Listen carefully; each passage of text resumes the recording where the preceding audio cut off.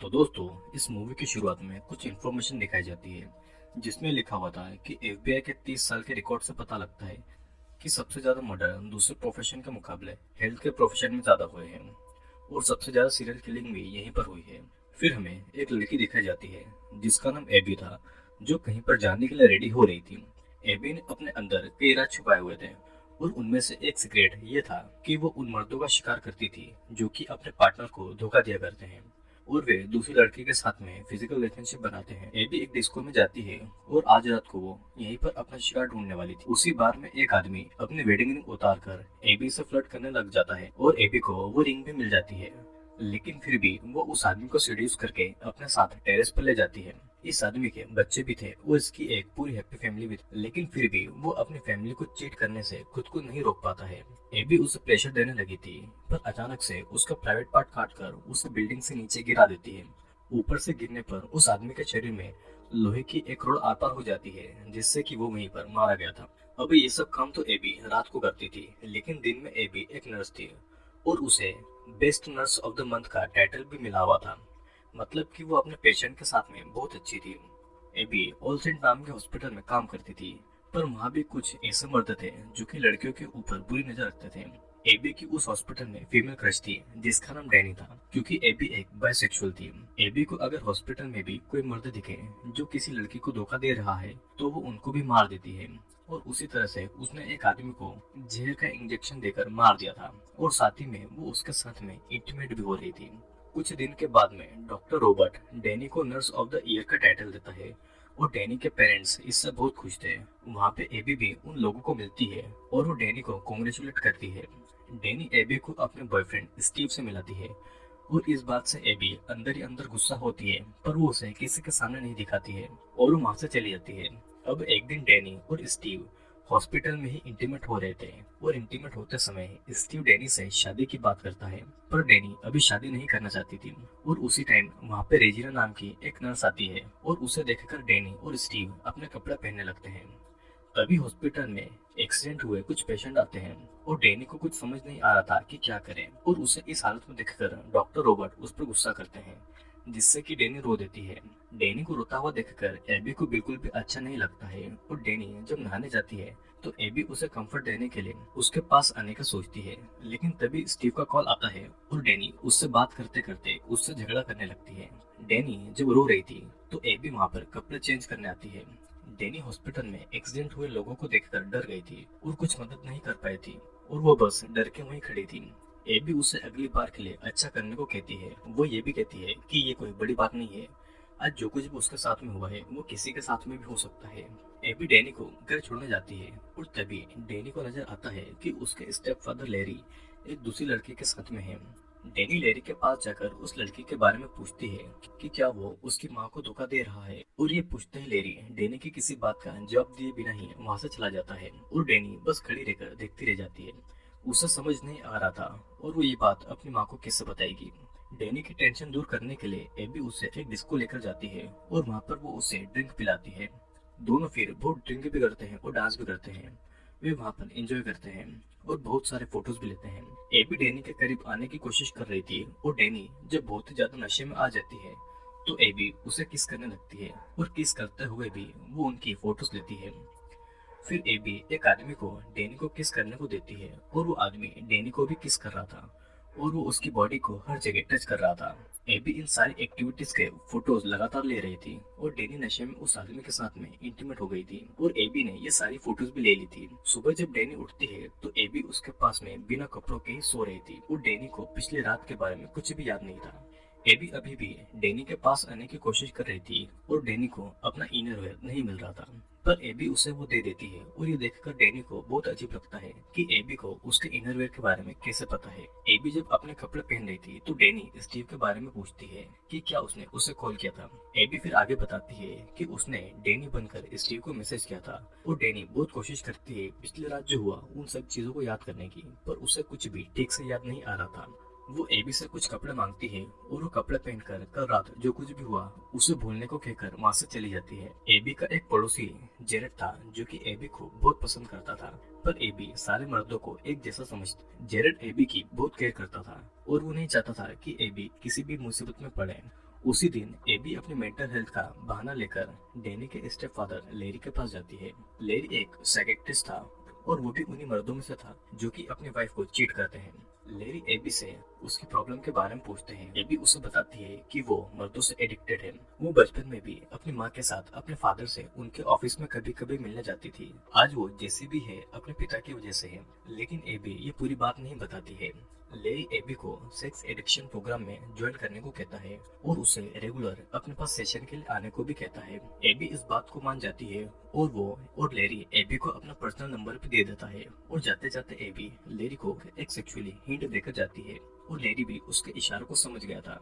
अब अगले दिन डैनी हॉस्पिटल जाती है और वहाँ पे किसी ने डैनी के लिए कुछ भेजा था। फिर डॉक्टर रॉबर्ट एक पेशेंट की हालत डैनी, एबी और कुछ और नर्सों को समझाते हैं और जाते टाइम डॉक्टर रॉबर्ट डैनी के बट पर हाथ लगाकर जाते हैं और इस बात से डैनी को काफी अनकंफर्टेबल फील होता है। एबी को भी सहन नहीं होता है कि कोई और डैनी के शरीर को छुए और एबी डैनी को एक पैरालिसिस करने वाला इंजेक्शन लाने को बोलती है। डैनी जब वो इंजेक्शन लेने जाती है तो वहाँ भी डॉक्टर रॉबर्ट आकर डैनी को गलत तरीके से छूता है, पर डैनी अभी भी उसे कुछ नहीं कहती है। डैनी रजिस्टर में अपना साइन करके वो इंजेक्शन लेकर चली जाती है। जब डैनी नहा रही थी तो एबी स्टीव का दिया हुआ गिफ्ट तोड़ देती है जो कि उसने डैनी को दिया था। एबी डैनी से कहती है कि वो उससे गलती से टूट गया है और एबी डैनी से स्टीव के बारे में पूछती है कि क्या वो अच्छा लड़का है या नहीं, पर स्टीव ने डैनी का बहुत साथ दिया था जब डैनी के फादर की डेथ हो गई थी। एबी भी अपने फादर के बारे में बताकर डैनी के करीब आने की कोशिश करती है। वो कहती है कि जब वो 8 साल की थी तब उसके फादर की डेथ हो गई थी और एबी डैनी को अपने घर की चाबी देती है ताकि जब भी डैनी को अकेला रहने का मन करे वो वहाँ पर आ जाए। और ये सुनकर डैनी भी बहुत ज्यादा खुश होती है और एबी को खुद की अच्छी दोस्त समझ लेती है। उसी रात एबी लेरी से मिलती है और एबी इतनी ज्यादा खूबसूरत लग रही थी कि उसे देखकर लेरी के होश उड़ गए थे। एबी लेरी को किसी सुनसान जगह पर ले जाने को बोलती है और लेरी भी वहीं पर उसे ले जाता है। वहाँ पर लेरी एबी को टच करके उसके करीब आने की कोशिश करता है। एबी फिर वहाँ पर लेरी का हाथ बांधती है और फिर उसे एक इंजेक्शन उसके गले में मारती है जिससे कि तुरंत लेरी पैरालाइज्ड हो गया था। ये वही इंजेक्शन था जिसे डैनी ने खुद का साइन करके हॉस्पिटल से लिया था, जिसे एबी ने चुरा लिया था ताकि अगर पुलिस को पता लगे तो इल्जाम डैनी पर आए। लेरी को एबी की हर बात सुनाई दे रही थी पर वो कुछ भी नहीं कर पा रहा था और लेरी के कार को चलता हुआ छोड़कर वो कार से उतर जाती है। लेरी पैरालाइज्ड था तो कार नहीं रोक पाता है और कार एक ट्रक से टकरा जाती है जिससे कि लेरी के टुकड़े टुकड़े हो गए थे और एबी दूर से सारा नजारा देखकर मुस्कुरा रही थी। एबी जब अपने घर पर आती है तो वहाँ पर पहले से ही डैनी सो रही थी। एबी उसके पास आकर उसे हक करती है और डैनी को अपनी माँ की फिक्र हो रही थी क्योंकि लेरी की मौत के बाद में उसकी माँ अकेली पड़ गई थी। डैनी स्टीव के साथ शादी करके उसके साथ रहने के बारे में एबी को बताती है और एबी ये सुनकर गुस्सा हो जाती है और बताती है कि वो भी उसकी केयर करती है और उससे प्यार करती है, लेकिन फिर भी वो उसके प्यार को कुछ नहीं समझती है। एबी के अजीब बिहेवियर को देखकर वो वहाँ से उठकर अपने घर जाने वाली थी, पर तभी उसे पकड़कर एबी कहती है कि मेरे जैसा तुम्हें कोई प्यार नहीं कर सकता है और तुम्हें कोई मेरे जितना अच्छा नहीं समझ सकता है। वो ये भी कहती है कि जब लेरी कार में मारा गया तो उसके और ज्यादा टुकड़े होने चाहिए थे, पर डैनी ने तो कभी भी एबी को नहीं बताया था कि लेरी की मौत कार एक्सीडेंट में हुई है, जिससे कि डैनी को उस पर शक होता है और वो वहाँ से चली जाती है। अगले दिन लेरी का फ्यूनरल था और वहाँ पर डैनी देखती है कि एबी डिटेक्टिव रोगन से कुछ बातें कर रही है और फिर डिटेक्टिव रोगन डैनी और स्टीव के पास आते हैं लेरी के बारे में पूछताछ करने के लिए। डैनी को वो अपना नंबर देकर वहाँ से चले जाते हैं और एबी दूर से डैनी को देख रही थी तो डैनी उसके पास जाकर उसने पुलिस से क्या बात की थी उससे पूछती है। तब एबी बताती है कि वो लेरी की पेशेंट थी और वो उसके लिए बहुत इंपॉर्टेंट था और ये बोलकर वो वहाँ से चली जाती है, जिसे सुनकर डैनी बहुत ज्यादा कंफ्यूज हो गई थी। डैनी जब हॉस्पिटल में कंप्यूटर पर काम कर रही थी तो उसके पास वही सारे पिक्चर्स आने लगे थे जो कि डैनी ने एबी को किस करते हुए ली थी और एक अनजान आदमी के साथ में जब इंटीमेट हुई थी उसके फोटोज भी वहाँ पर थे। वो ये देखकर डर गई थी और सभी फोटोज को डिलीट करके वहाँ से चली जाती है। उसी दिन हॉस्पिटल में एक और नई एचआर आती है जिसका नाम रेचल था। रेचल एबी से मिलकर कहती है कि बचपन में उसकी एक पड़ोसी थी जिसका नाम सारा था और सारा बिल्कुल एबी की तरह दिखाई देती थी और ये सब बात डैनी भी सुन लेती है और उसे पता लगता है कि एबी में कुछ न कुछ गड़बड़ जरूर है। रात को जब रेचल अपना काम खत्म करके घर जाने वाली थी तो उसे दिखता है कि डॉक्टर रॉबर्ट अपने केबिन में किसी नर्स के साथ में इंटीमेट हो रहा है। तभी वहाँ एबी आकर रेचल को अपने साथ घूमने जाने को इनवाइट करती है और रेचल भी खुशी से इस बात को मान लेती है। अब उसी रात डैनी को एबी कॉल करके उसके साथ पार्टी के लिए इन्वाइट करती है, पर डैनी जाने से मना कर देती है क्योंकि उसे स्टीव के साथ में डिनर पर जाना था। और तभी डैनी को ऐसा लगता है कि एबी उस पर नजर रख रही है और वो कार लेकर वहाँ से निकल जाती है। डैनी जब स्टीव के घर पर जाती है तो स्टीव के कंप्यूटर पर एक मैसेज आता है और वो मैसेज खोलकर देखती है तो वहाँ पर भी डैनी के फोटोज थे जिसमें वो एबी को किस कर रही थी और किसी के साथ में इंटीमेट हो रही थी। स्टीव उन पिक्चर्स को देखने वाला था पर डैनी सब कुछ डिलीट करके स्टीव का ध्यान भटकाने के लिए उसे किस करने लगती है। लेकिन वो इतनी ज्यादा टेंशन में थी कि उसके मुंह से एबी के बारे में निकल ही जाता है और स्टीव को कुछ काम था तो डैनी को बाय बोल के ये सब टेंशन छोड़ने को कह देता है। अब रात को डैनी स्टीव के घर में अकेले सो रही थी और तभी उसका लैपटॉप पर किसी का वीडियो कॉल आता है। डैनी उठकर कॉल उठाने जाती है तो कॉल पर रेचल थी और वो एबी के घर में पार्टी कर रही थी। वो बहुत ही ज्यादा नशे में थी और तभी डैनी देखती है कि एबी पीछे से आकर रेचल को इंजेक्शन लगाने वाली है। डैनी रेचल को पीछे देखने का बोलती है पर रेचल को नशे में किसी बात का होश ही नहीं था और तभी रेचल का फोन कट जाता है। डैनी पुलिस को भी कॉल करके वहाँ पे मदद भेजने को कहती है पर पुलिस इस बात पर ज्यादा ध्यान नहीं देती है और फिर से एबी का कॉल आता है जिसे डैनी जब रिसीव करती है तो देखते है कि रेचल बेहोश एबी के घर पर पड़ी है और डैनी पुलिस को रिपोर्ट करती है पर एबी उल्टा पुलिस को बेवकूफ बताकर डैनी पर ही बात घुमा देती है। डिटेक्टिव रोगन डैनी पर गुस्सा कर रहे थे कि उसने झूठी रिपोर्ट क्यों दी और पुलिस को जब रेचल मिलती है तो बिल्कुल ठीक थी, उसने बस बहुत ज्यादा ड्रिंक कर लिया था और इसीलिए वो एबी के घर पर ही सो रही थी। डैनी स्टीव को भी बताती है कि एबी उससे बहुत ज्यादा ऑब्सेस्ड है और उसके साथ में फिजिकल होना चाहती है पर पुलिस उल्टा डैनी पर ही इल्जाम लगा देती है कि वो एबी के घर पर बिना परमिशन के घुसी है और पुलिस डैनी की बात पर यकीन नहीं करती है कि एबी ने खुद उसे अपने घर की चाबी दी होगी। एबी ने तो पुलिस को उन दोनों की किस की हुई फोटोज तक दिखा दी थी और ये कहा था कि डैनी उससे ऑब्सेस्ड है। डैनी कहती है कि एबी ने उसके स्टेप फादर लेरी को भी मारा है पर पुलिस कहती है कि लेरी को जिस इंजेक्शन से पैरालाइज किया गया था वो इंजेक्शन डैनी ने ही उसी हॉस्पिटल में साइन करके लिया था।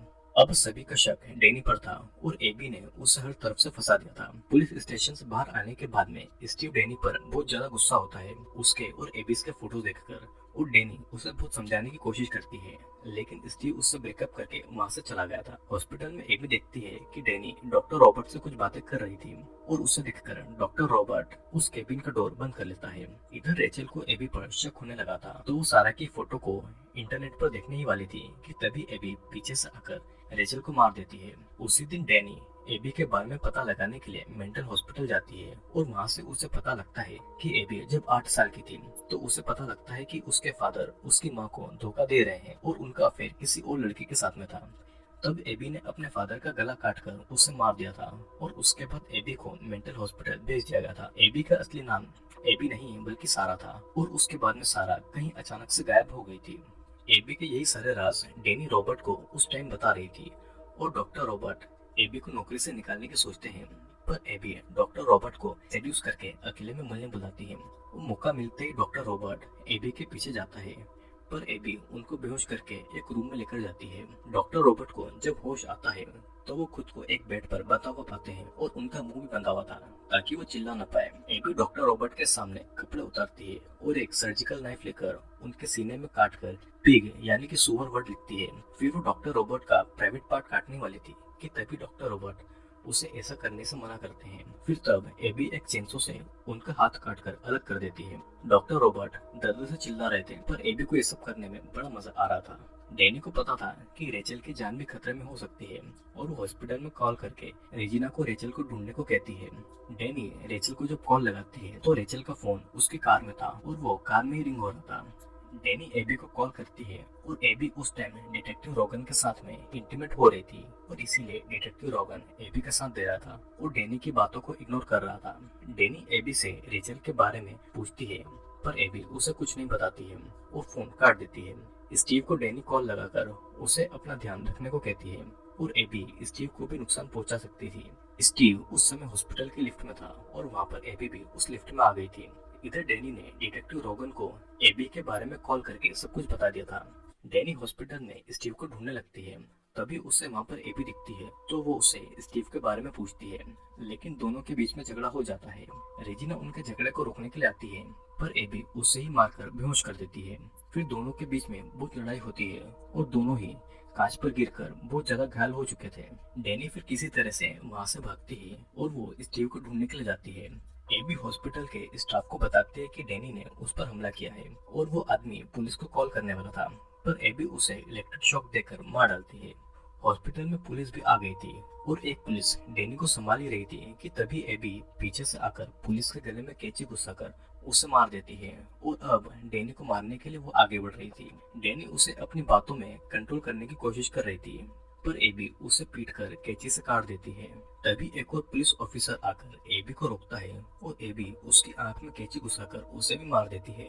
डैनी फिर से स्टीव को बचाने के लिए भागती है पर एबी फिर से डैनी को मारने आती है और इस बार दोनों के बीच में बहुत लड़ाई होती है। डैनी एबी को मार रही थी और तभी स्टीव आकर डैनी को रोकता है। वो स्टीव को सब कुछ समझा ही रहा था कि इतने में एबी वहां पर आकर एक गैस सिलेंडर ऑन करके उस रूम का डोर बंद करके एक के बाद एक पेशेंट को मारने काटने लगती है। वो दरवाजा बंद था तो डैनी और स्टीव अंदर नहीं आ पा रहे थे और स्टीव उस दरवाजे का कांच तोड़कर अंदर आता है पर तब तक सारे पेशेंट मर चुके थे। डैनी और स्टीव एक पेशेंट के पास आते हैं लेकिन वो पेशेंट असल में एबी थी जो कि स्टीव के गले में कैंची घुसाकर वहां से भाग जाती है। अब हम देखते हैं कि एबी अपना सामान लेकर घर से भागने वाली थी कि तभी वहां पर डिटेक्टिव रोगन उसे पकड़ने के लिए आता है। जेरेड को देखकर ऐसा नाटक करते है कि डिटेक्टिव उसे मारने वाला है और जेरेड पीछे से आकर डिटेक्टिव रोगन को ही मार डालता है। एबी के प्यार के नाटक ने जेरेड को ही पुलिस के मर्डर में फंसा दिया था। अब कुछ दिन के बाद से एबी फिर से रेचल का नाम लेकर और उसी की तरह बिहेव करके दूसरे हॉस्पिटल में जॉब करने लगती है। मतलब कि एबी इतनी ज्यादा खतरनाक थी कि उसे कोई भी नहीं पकड़ पाएगा। दोस्तों ये कहानी एक एबी नाम की साइको नर्स की है जिसके साथ में बचपन में कुछ ऐसा इंसिडेंट हुआ कि वो थोड़ी साइको हो गई। उसका असली नाम सारा था जिससे उसने एबी में बदल लिया। एबी चीट करने वाले मर्दों को मारती थी और उन्हें मारने के लिए किसी भी हद तक जा सकती थी। आई होप दोस्तों वीडियो आपको जरूर पसंद आया होगा। वीडियो पसंद आया हो तो लाइक शेयर और अगर आप चैनल पर नए हैं तो सब्सक्राइब जरूर कर लेना क्योंकि मैं और भी ऐसे बहुत सारे इंटरेस्टिंग वीडियोस जल्द ही लेकर आने वाला हूँ।